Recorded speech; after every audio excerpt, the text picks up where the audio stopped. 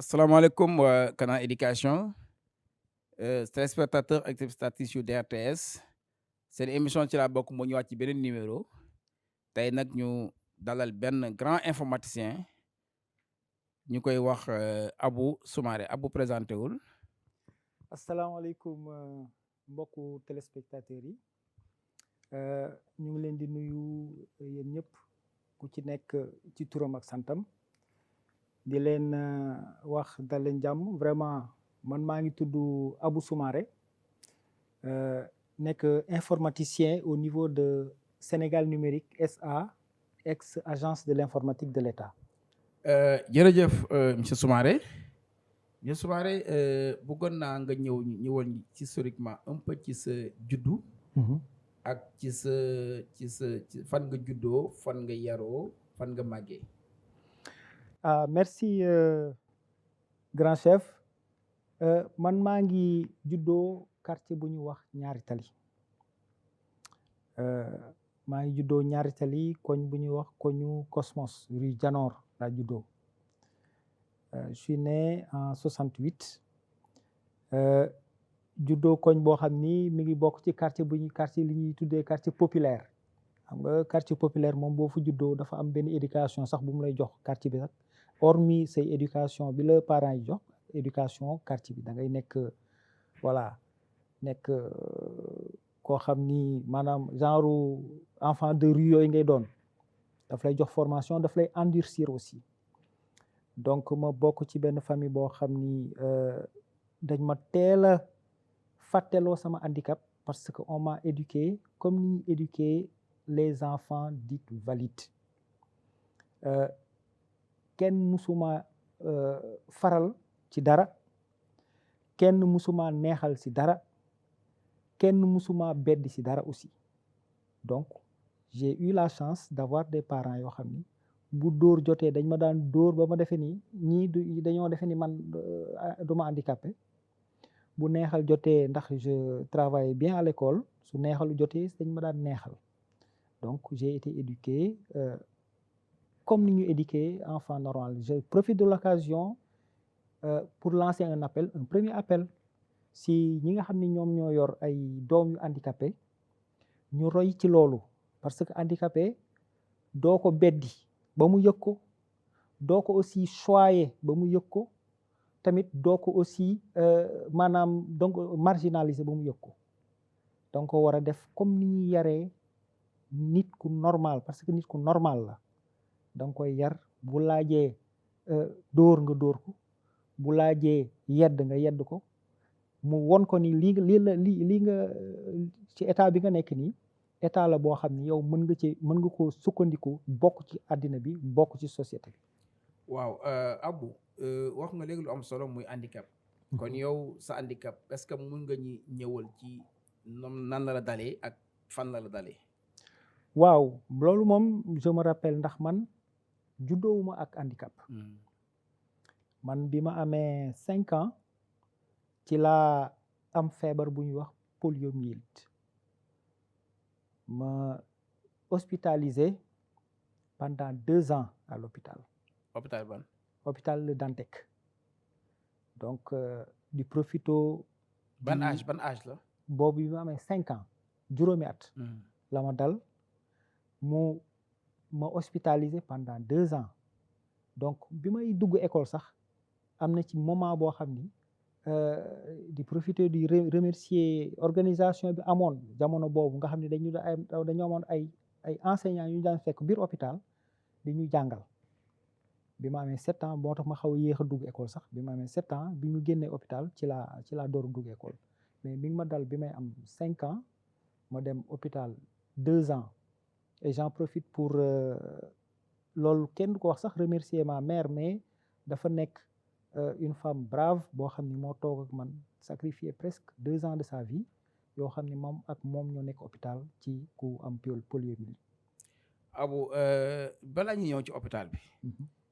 ñun ñu ci bari bu ñu amee maladie boobu ñuy tuddee poliomyélite li njëkk a frappé parents yi mooy affaire sort bu ñu la sànni. wala yëfu saytaane la bañ ci dem ci ñi nga xamante ni ñoom la ñuy wax les charlatans et ces consorts yooyu est-ce que yow sonn nga traverse loolu ci liñ la nettali parce que xam naa ne boobu xale nga.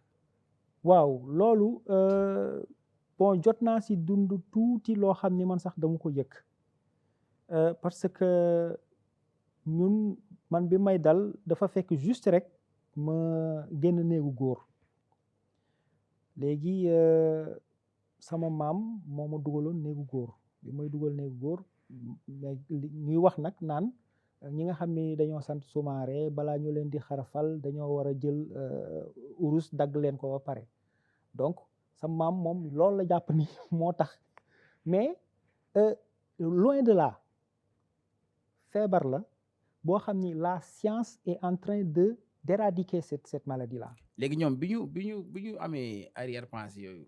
dem nañ quand même ci ay charlatans pour jëm dafa yóbbu. bon vraiment loolu fàttaliwuma fu ñu demee si ay sëriñ wala ci ay charlatan yooyu parce que man hôpital lañ ma yóbbu moom directement ñu def foofu 2 ans à travers les opérations à travers vraiment la thérapie ci la mel nii voilà handicap bi mënoon na gën a lourd mais avec vraiment l'intervention des médecins avec des rééducations moo tax au moins ils ont pu endiguer un peu cette maladie là. et je constate que ne benn tànk bi rek la. waaw benn tànk bi kese la voilà. benn tànk donc empêché wu la woon lu bari. empêché wu ma lu bari damay football ba léegi dama daan football dama daan dóor dàqee lu nekk xam nga waa ñaar tale rek. léegi bi nga génnee hôpital. dañ la defal appareil mooy li ñuy wax protège orthopédiste quoi. non bi ma jógee bi ma génnee hôpital dañ ma doon defal rééducation hôpital Dantec dama fa daan dem chaque semaine chaque 2 semaines ñu ma daan dif boo xoolee sama loxo yi feebar bi daf ko jàpp ba jour ba ni may wax ak yow sama loxo du tàlli. sama loxo yi du tàlli. ñaar yëpp quoi ñaar yëpp. maintenant dañ ma daan takkal ay poids fii pour xëcc ko pour mu tàlli. man tamit lan moo waral loolu parce que maladie bi tànk bi la jàppoon. waaw wala tëdd bu yàgg bi la wala. non tëdd bu yàgg bi la feebar bi xam nga polio ay yax lay jàpp. day yéeg waaw ay yax lay jàpp day modifier ay articulation day jàpp articulation yi day jàpp neer yi yu demee noonu mais voilà macha allah après les rééducations après ngay toog ci ay vélo di pédaler ak yooyu ça a permis au moins d'amoindrir quand même voilà mu wàññi tuuti impact bi mu waroon am. waaw. maintenant bi nga jóge hôpital nee nga ci nga dugg école. école ordinaire wala école spécialisée. non école normale. Puis Dakar. École Dakar Biscuiterie parce que vraiment je n'étais pas j'étais dans une famille modeste je pouvais pas mënuma woon prétendre ci ay école spécialisée wala ay école voilà école privée yu demee noonu maa ngi defee sama cycle primaire école Biscuiterie. Biscuiterie laa commencé jàng foofu 6e maa ngi ko defee benn école boo xam ne mi ngi nekkoon grand nu mu tuddati waagu ñaay après 5e ba CM2 maa ngi ko defee Biscuiterie donc Biscuiterie laa jàng yi nga defee waagu ñaay quoi. waaw CP ba CM2 nga defee Biscuiterie. voilà ma defee maintenant bi ngay laata ngay dugg noonu. est-ce que bi sa pare préparé pour dugal école. souvent comme li may wax sama invité yi rek ñun situation handicap bu ñu ci nekkee. yi ci bari dañu naan kii jàngam jarul sonn. donc yow wàllam mooy toog xaar nit defal ko maanaam yalwaani wala yow daal dañ lay bëri société bi. est-ce que sa biir famille entourage bi. koñ bi quartier bi ñi ngay àndal. sa famille nekkul sax ci kër gi est-ce que amu ngeen benn arrière pensée ci loolu xalaatal def benn xel ci sa waajur yi ba nga xam ne waroon nañ mën a décourager ba ñu yóbbu école. waaw loolu moom wax dëgg yàlla man bon enfin musuma dal parce que dès l'instant ma commencé jàng yàlla dafa xawoon a ubbi sama xel ci njàng mi donc bi may def CI donc automatiquement ki nga xam ne moo ma doon jàngal moom moo suggéré sax sama yaay ne ko kii vraiment xelam ubbeeku na ci jàng bi te mën nga dugal ko ci école privée yi école publique yi ci laa ñëw si privé nga commencé. voilà benn école mooy les écoles là du c'était pas voilà mooy benn ñiy def classe nii voilà informel quoi voilà donc ci laa dem public yàlla ubbi encore sama xel foofu waa je me débrouillais pas mal moo tax voilà j'ai pas eu de problème ci ñu naan pour handicapé la na dem yelwaani lu tax sax pareil xalaatuñ directement yóbbu la public lu tax ñu xalaat yóbbu la ci est-ce que nekkul dañ doon ragal bu ñu yóbbu ci public bi ak di nga mel non xaw la sous-estimer un peu du loolu xam nga maa ngi lay wax ne la dama def 2 ans moment boobu booy dugg école 6 ans ngay am man bi may génn hôpital am naa déjà 7 ans le temps avec nu mu tuddati ay voilà kii yeeg convalescence yeeg yooyu xam nga doo mën a dugg directement ci moo tax ñu dugal ma noonu mais année bi ci topp automatiquement ci laa intégré le CP bi CP à l'école Biscuiterie.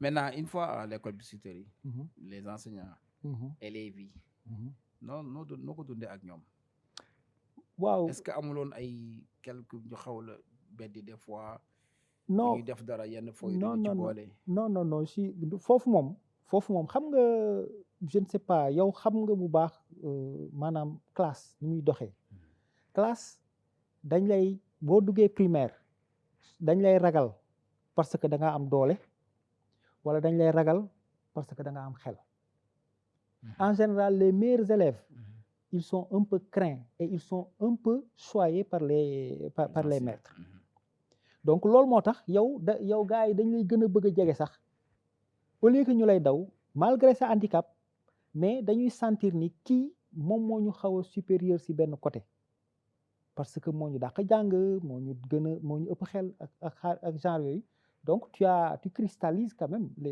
voilà ay yenn nit ñi yenn élèves yi da ngay am xarit yu bëri parce que ñoom dañuy sentir protégé yenn saa yi boo leen def révision dañuy bëgg ñëw dend ak yow nga leen di expliquer tout ça loolu moom moo tax doo sentir benn marginalisation ci côté boobu ni du côté des élèves ni du côté de l'administration de l'école avec le maître et tout. Donc il y avait pas de stigmatisation am woon problème ak même enseignants yi sax dañ la bëgg.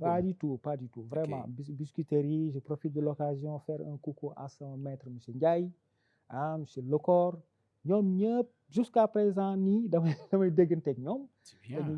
voilà dañ may woo di ma on a de très bonnes relations sentiment bi ñu amoon ci man.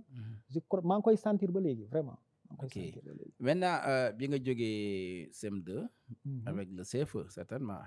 effectivement entrée en sixième fan nga inscrire jàng continuer jàng. waaw bi ma jógee bi ma defee entrée en sixième ba pare ñu ma affecté woon benn lycée bu nekk Louga. pourquoi nga jógee Dakar ba Louga. non dama lay expliquer rek c'est-à-dire pour wax le cursus bi dañ ma affecté benn lycée bu nekk Louga. lycée Aline Sall bu Louga la woon. je me rappelle bien bi ma xoolee moment boobu ci soleil bi lañ daan bind. les affectations tout. bi ma xoolee ñu affecté ma kii sama ndijaay dem yàlla na ko yàlla yërëm moo jóg ne ma non yow mënuloo dem Louga yow fii nga war a toog ñu àndandoo dem ministère de l'éducation. muy dugg di génn ba am benn xarit bu je me rappelle bien turam sax duma ko fàtte Wangara moom la gis kooku ne dinañ fexe ba ñu affecté ko benn fu nekk fii ci Dakar ci lañ ma affecté waat lycée Alioune Diop ex Bassam Goumba moment bi ñu koy tuddee Alioune Diop man fekk na ma fa bi ma fay dugg mi ngi tuddoon CM Bassam Goumba mi ngi nekk biir Grand Dakar. alors bi ma ñëwee bon j'ai fait 6e 5e 4e 3e foofu ak voilà avec une ko continuer comme ni mu doon jàngee. La différence parce que fële aussi. c'est vrai que sa handicap n'était pas difficile bi nga nekkee au primaire. mais collège dina xaw a changer parce que foofu déjà. type de personnes yi ngay rencontré maanaam professeurs yi yor yëpp du kenn nit. donc toutes les matières bu nekk ak professeur am. nombre d'élèves aussi day yokk en général. primaire peut-être mën na moins peuplé que sixième. classe bi day bëri élèves et tout. yow en tant que une personne en situation de handicap sa bind certainement xawoon na yéex. rythme bi dina xaw a yéex ci yow. est-ce que loolu xawloon un peu poser sa jàng. Oui, jusque-là, sérieusement, côté boobu aussi, j'ai pas eu de problème au niveau de CM Bassam Goumba. Parce que, bon, j'ai pas de problème d'écriture. Ba pare aussi, bon, je suis venu avec un background, yàlla may na ma ubbil na tuuti sama xel ci njàng mi. Voilà, bi ma ñëwee aussi, j'ai montré un peu voilà, wane naa sama njàmbarte ci njàng mi, quoi. Wane naa ko foofu tamit j'avais des professeurs qui m'aimaient, quoi, sincèrement. Miss Lee, sama prof anglais, sunu surveillant monsieur Ndoye, monsieur Diaw, sama prof mat ni ma lay waxee ñii xam nga la moo tax parce que dañoo entretenir, parce que dañoo amoon benn affection si man. Xam nga boo nangoo jàng parce que man jàng dafa nekkoon benn genre refuse pour man, refuse, c'est-à-dire man dama ne jàng moom moom dama siy dem parce que sama yaay moom dafa nekkoon une femme sévère moom daaw ma jégal dara donc man jàng genre moom moo doon sama refuse, moom moo doon voilà moom laa doon wane sama bopp. C'est-à-dire man su ma nekkee classe bu ñuy def benn leçon il faut que man leçon bi lu ma war a comprendre la su ñuy def devoir boo xam ni dama war a am une bonne note, c'est-à-dire c'est un défi que je me suis lancé. Yàlla may ma ci xel nag bon donc quand tu viens dans un établissement ñu gis ngay góorgóorlu ci côté boobu ñu gis que tu as de bonnes notes ñu gis nga am maanaam volonté de réussir, gars yi ils sont obligés de t'accompagner. Loolu nag moo indi que j'étais très bien à l'école. Voilà, je me défendais pas mal, et je n'ai jamais eu le complexe d'infériorité par rapport à qui que ce soit, parce que sooy jël ay autorité, quoi. Voilà, ay premier, ay deuxième, donc tu es le voilà, donc machallah Abou, après nga décroché BFM. Waaw, j'ai eu mon BFM. Maintenant mu des les études secondaires, la seconde à la deuxième terminale. cycle, oui. Foo ko defee. Maa ngi ko defee lycée Blaise Diagne. Waaw, j'ai fait seconde, première, terminale, lycée Blaise Diagne. Foofu aussi idem, il n'y avait pas de problème. Voilà, j'avais pas de problème, sauf ça c'est la tâche dans mon cursus. La tâche noire. Voilà, parce que bi ma defee j'ai fait seconde, j'ai fait première, j'ai fait terminale. Bon, soo duggee foofu bon fekk nga commencé dugg un peu dans l'adolescence wala yu demee noonu j'ai commencé à fumer, xam nga wone affirmer ak yooyu. Jaay guerrier, quoi. Voilà, jaay guerrier, quoi, xam nga. Alors, et que man je voulais pas, je t'ai dit que je faisais partie, notre famille était vraiment modeste et je voulais pas, voilà, bëgguma woon am benn genre sentiment d'infériorité ni par la modestie de ma famille ni par quoi que ce soit. On a fait ñu def terminale ba terminale ñu war a def bac, première année bi may def bac. On nous a demandé 3600 pour inscription bac. Donc j'ai demandé, je suis venu à ma famille, xam nga ñoom bon sama yaay bon jàngoon na tuuti, bon j'ai demandé, ils m'ont dit non amuñu xaalis boobu te man bon je mënuma ñaan. Donc j'ai essayé d'avoir, j'ai pas eu le temps que bi ñu mayoon pour inscription boobu yàlla, j'ai pas pu faire le bac. Comme ça. Après année bi ci topp, il y avait les problèmes parce que avant ça amoon na ay problèmes année blanche affaire yooyu. Donc je me suis dit la prochaine fois moi il faut que ma am loo xam ni maa koy liggéeyal sama bopp pour inscription avec yooyu samay les kii la fourniture yëpp ci laa commencé nag ne damay commencer jàngal xale yi nekk sama koñ ñuy fay ku nekk téeméer ma dajale xale yi suñu kër di leen jàngal donc buñ ma fayee gars yi sax koñ bi da nga daan jàngal lu war a mat ay 50 boy 10 ñooy fay 10 yi ñooy j'ai fay vécu l'expérience 10 Donc, ñooy fay mais heureusement que même bu 10 fayee bon ça te permet d'avoir quelque chose jënd say fournitures bac bi ñëw je me suis inscrit deuxième année bi ma inscrit mais malheureusement j'ai pas eu ce bac là année boobu awma donc après ma décroché année bi ci topp sama benn grand boo xam ni moom xam na ni que j'étais bien à l'école mu inscrit ma directement en capacité en droit oui à l'université à l'université mu ne pour nga demal université nga def capacité droit ma def une année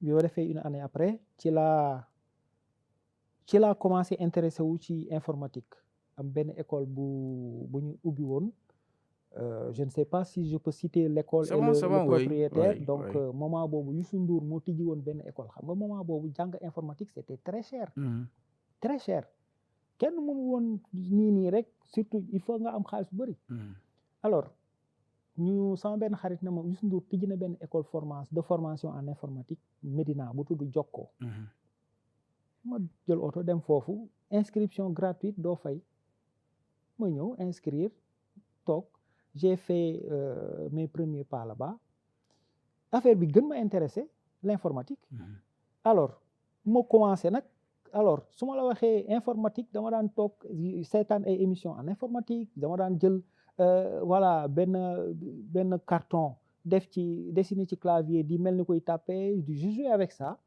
alors benn moment au niveau de l'ANHMS du temps de copie ñu tijji benn formation en maintenance informatique gratuite aussi je me suis inscrit ma def formation bi avec monsieur Ndiaye c'était notre professeur moom moo nekk SATEC donc c'est lui qui m'a formé surtout vraiment sur l'informatique en général parce que fële on avait que les BABA monsieur Ndiaye bi ñu nekkee ci formation mu gis ni man que j'étais un peu en avance sur les autres mu jël ma aussi vraiment choyé ma mettre ma sous son aile su ma fàttalikoo premier salaire bi ma njëkk a am xam nga nan la demee monsieur Ndiaye dafa am benn école bu mu doon jàngal bu tudd ay xale yoo xam ni ils ont pas eu la chance de continuer leurs études ay xale yu ndaw ay 6 ans 7 ans xale yi nag ñu dajale leen benn école tuddee ko Cortec américains yi ñoo ko tijji woon avec madame Ouriatou Danfaha monsieur Ndiaye moo doon jàngal xale yooyu un jour monsieur Ndiaye ki nga xam ne moom la doon àndal pour jàngal xale yooyu kooku absenté mu ne ma Soumaré dama bëggoon am na fu may jàngal fële ay xale dama bëggoon nga ñëw voilà jàppale ma tuuti parce que ki ma doon na àndal parce que xale bu dee da nga koy jàngal informatique day xaw a jafe pour ma ñëw jàppale ko si tuuti alors je suis venu bu expliquer ma taxaw bu expliquer je faisais le répétiteur may expliquer xale yi kenn par kenn mu gis ni que xale yi ils s'entendaient bien avec moi mu ne nag léegi ñuy dem foofu di dem ba un jour mu ne ma vraiment tey du ma ñëw est-ce que tu peux assurer le cours yow kese ma ne ko amul problème donc ma dem j'ai assuré le cours avec les enfants ndakate bi may def cours bi Ouriatou la directrice de l'établissement mi ngi taxaw di ma xool xale yi nag comme que man dama déggook ñoom te moi j'aime bien les enfants ñu gis nag jour boobu xale yi gën a comprendre bon j'ai essayé de le courant passé avec les enfants xam nga man gisuma ko ñu léegi école ñu continué ba xale yi jël vacances ñoom ñu war a tuxu Ouriatou woo Ndiaye ne ko Soumaré gis naa jour boobu affinité bi mu am ak ni mu déggoo xale yi dama bëggoon instant bi dañu bëgg a jël école bi yóbbu ko Parcelles mais dama bëggoon mu ñëw jàppale ma si kii boobu mu am benn contrat moom contrat de 3 mois comme ça mu jàppale ma si jàngale xale yi ak defar dossier yi nga xam ni moom la ñu préparer déménagement bi tout ça là mu wax ma ko monsieur Ndiaye wax ma ko ma ne ko amul problème ma ñëw ñu liggéey bi ñu signé contrat bi maa ngi naan waaw ay premier contrat bi ñu signé contrat bi même jour bi ñu signé contrat bi ñu yëkkati xaalis jox ma ne ah waaw mais affaire yaa ngi bëgg a neex kat xam nga ñu nekk foofu def 3 mois déménager dem Parcelles ñu ne Ouriatou ne ma sincèrement dama bëggoon le département informatique ici nga yoral ma ko département informatique yoral ma ko mooy nga waxal ma ban projet la ñu mën a def n'est-ce pas pour que ordinateur yi nga xam ne am nañ ko ñu mën ko rentabiliser je lui ai dit que ma wax ko ni mën nañ tijji foofu benn temps yooyu cybercafé mi ngi dox ñu tijji benn cybercafé équiper benn salle de formation boo xam ne non seulement dañ ciy jàngal xale yi ba pare ubbi des formations payantes boo xam ne man maa ko doon jàngale donc loolu ñu commencé ko mu commencé dox chaque fois man su ma tijjee benn session inscription yi balaa formation balaa session bi di jeex yeneen yi fees na donc ça nous a permis vraiment de faire rouler beaucoup de choses ci côté boobu voilà donc ma nekk ak ñoom vraiment comme en tant que enseignant formateur en informatique en tant que gérant de tout le parc informatique gérant aussi du cybercafé alors am na ay dames yu doon nekkoon ci cybercafé bi bon en fait c'est moi qui supervisais tout ok entre-temps monsieur Ndiaye wooma ne ma fële à Cortec ils ont ouvert aussi un cybercafé plus un centre de formation kii fële ANHMS donc ANHMS donc ñu jël ma foofu ma nekk foofu ci cybercafé bi en tant que di defaale formation ñuy def formation di def cybercafé man ak le frère de Ndiaye ensuite ñu continuer noonu ba à un moment donné projet bi jeex l'italien bi nga xam ne moom moo génne woon projet bi mu ne vraiment comme que jàngal nañu handicapé yi ba mu kii monsieur Ndiaye yow kan nga yaakaar ni mën na présenter benn projet ñu accompagner ko mu ne Soumaré ci la présenté benn projet ñu accompagner ma alors man nekkaat foofu en tant que gérant de la salle de multimédia. Voilà maintenant parcours bi riche na trop parce que xam naa ne muñ ak ñafe ak gëm li ngay def moo tax nga yegg si foofu. Maintenant comment tu as fait pour intégrer ADIE comme on l'appelle actuellement Sénégal numérique. Exactement parce que yaakaar naa ne foofu laa la détecté foofu laa la jëlee. Voilà donc Sénégal numérique ni ma fa kiiwee donc c'est toujours la continuation. bi ma nekkee ANHMS à un moment donné dem nañu ba copie dem. bi copie demee léegi salle bi ñu toog un moment boo xam ni kenn utiliser wu ko copie dem na table yi ña nga fa mais il y avait pas de mobilier il y avait rien ma gis le doyen Banda Dieye. Banda moom laa njëkk invité ci voilà émission bi ñu koy nuyu au passage ma ne ko est-ce que mën nga ma jox salle bi mu jox ma salle bi en location ma dem wuti sama fond jënd samay ordinateur jënd samay imprimante j'ai dépensé beaucoup d'argent ñëw installé foofu léegi mu nekk sama centre de formation ma tuddee ko Universicom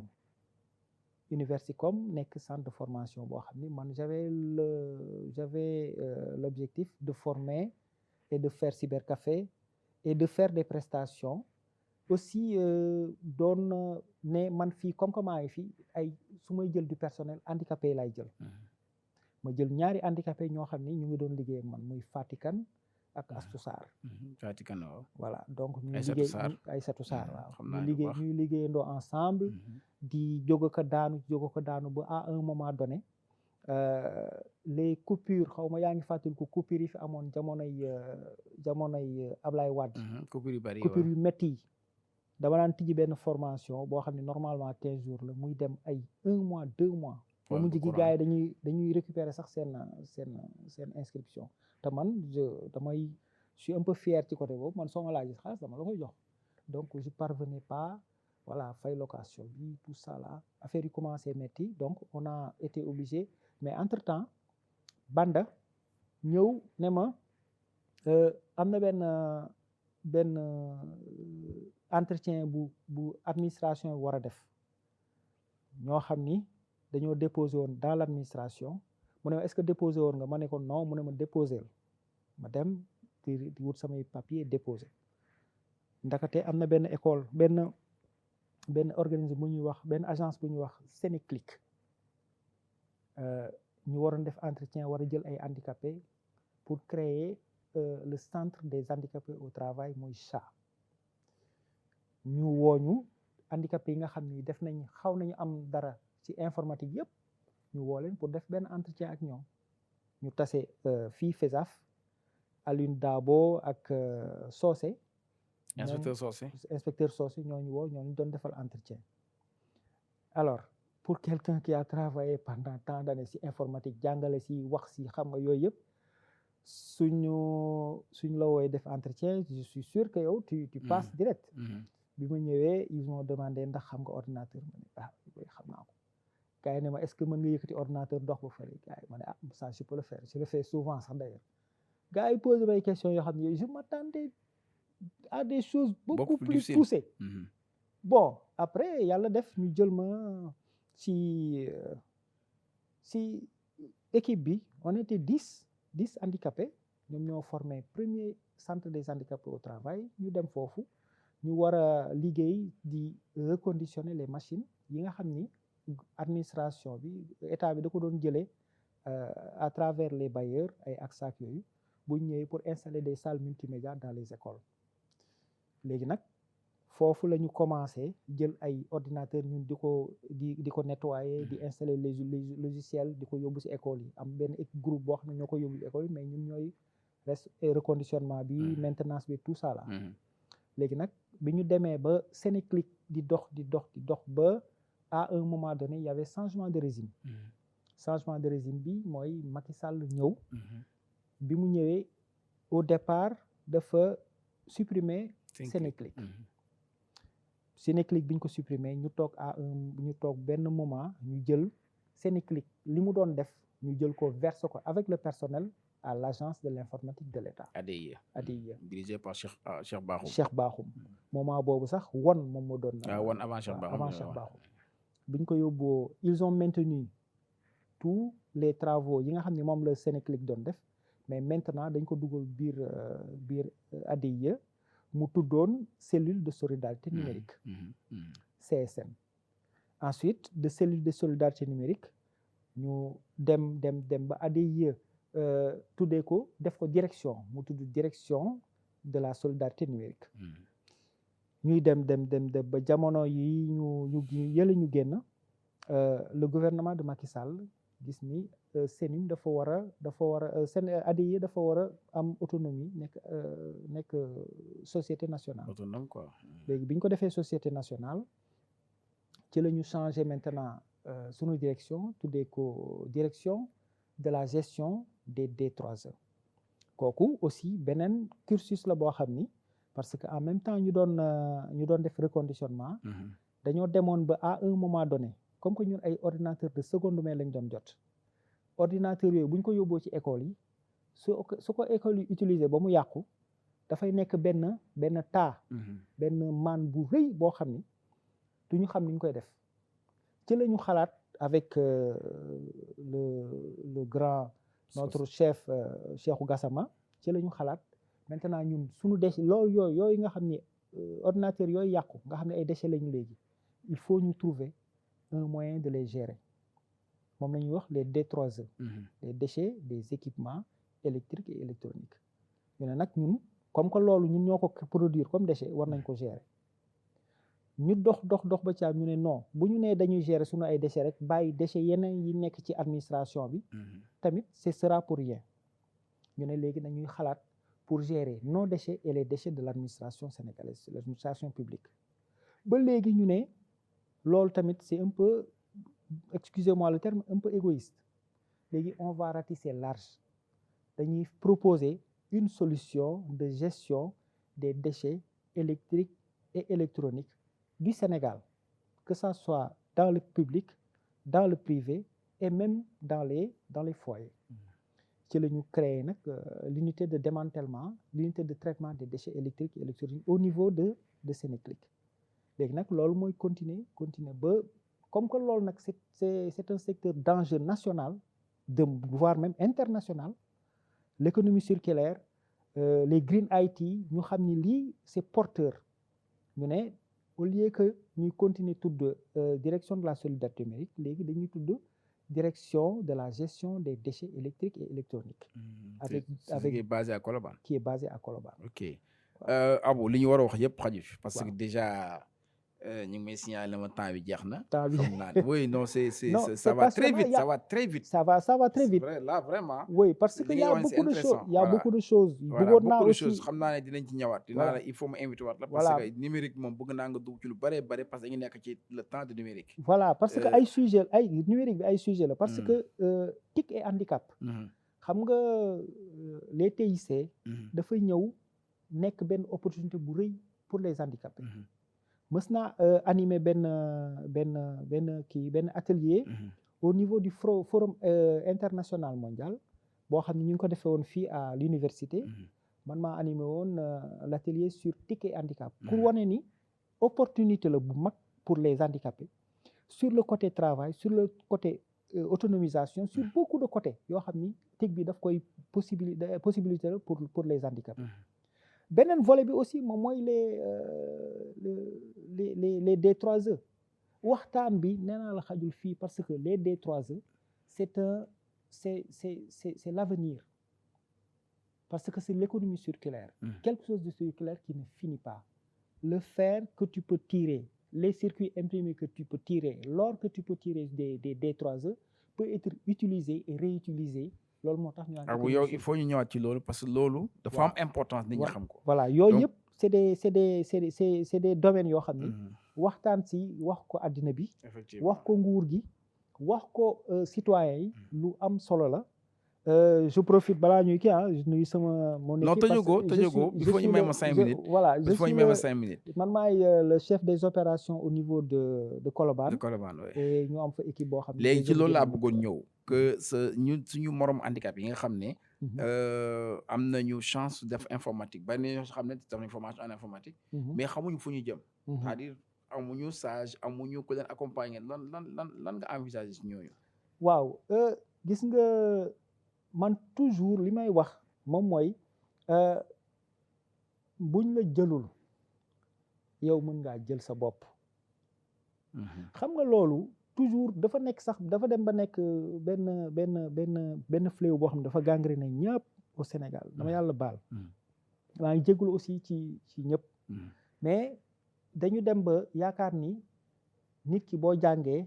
yow dañ laa war a jël nga liggéey que ça soit état bi moo lay jël nga liggéey wala privé bi ñoo lay jël nga liggéey mais yow doo xalaat maanaam defaral dala sa bopp par exemple moi j'ai essayé.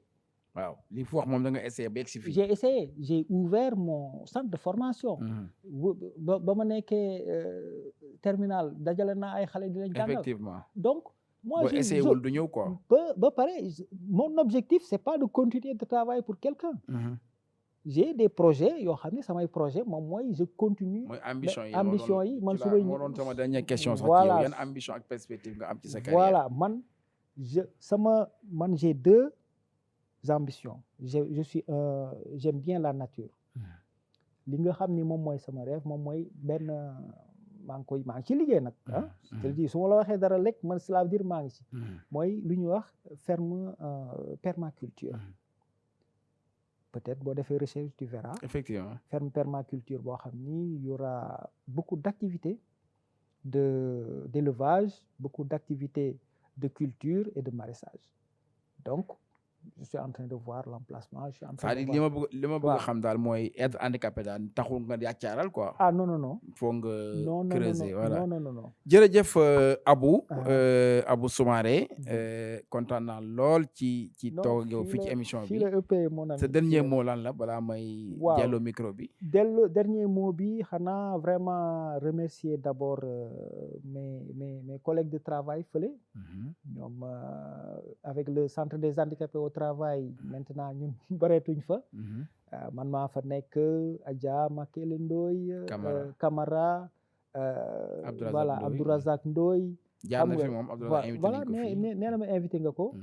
vraiment di remercier suñu équipe bu foofu équipe soudée ñoom Diarra ñoom Ablaye Diallo équipe boo xam ne vraiment on est très soudés ak les jeunes Moussa et autres donc ñu ngi leen di profiter de l'occasion vraiment wax leen ñu gën a góorgóorlu et l'avenir nous réserve vraiment des lendemains meilleurs. ak ki nekk kër ga nag. waaw ki nekk kër ga moom mooy yaay xale yi waaw mi ngi tudd Julde Diouf baax ci man. moom kay saay moom kay niru ne na fees na place am de. soo gisee ma yàkkamtee ñibbi nii moom moo tax quoi. niru ne na fees na place am de. bu baax a baax fees na place am de. waaw noo gisee suñu studio bi suñu canal éducation. waaw vraiment ça répond à son nom parce que canal éducation dafa ñëw pour éduquer vraiment parce que un pays sans éducation est voué à l'échec. donc soo bëggee sa dëkk développé il faut développer l'éducation parce que ko xamul doo mën a xamale doo mën a jëf lépp xam-xam moo ko lal donc vraiment je souhaite bonne continuation et yu mel ni initiative yu mel ni parce que nit ñi dañ leen war a yar sur tous les formes xale yi mag ñi ak ñooñu te boo leen di yar mooy nii waxtaan ak ñoom à travers les médias waxtaan ak ñoom ne leen lii moo baax lii moo bon lii la ñu war a def lii la ñu warul def waaye di promouvoir na ma yàlla baal la médiocrité jël ay yoo xam ni bu ko nit ñi royee du baax ci àddina bi vraiment def nii moo gën ëpp solo fuuf que ñuy wone ay yeneen ak yeneen yoo xam ni bëgguma see tudd sax. jaajëf Abou Soumaré di la wax ne kontaan naa lool. di jégalu aussi ci déplacement bi parce que bi ma la ko waxee ba léegi chaque jour daa ngi naan ma.